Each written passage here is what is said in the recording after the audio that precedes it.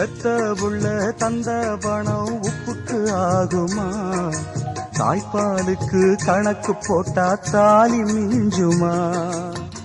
வாயக்கட்டி வளர்த்த புள்ள மல்லு கட்டி நிக்குதடி, வாங்கி தந்த காசுக்கெல்லாம் வட்டி கட்ட சொல்லுதடி.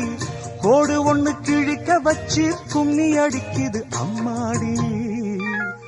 சம்சாரம் அது மின்சாரம், சம்சாரம் அது மின்சாரம்.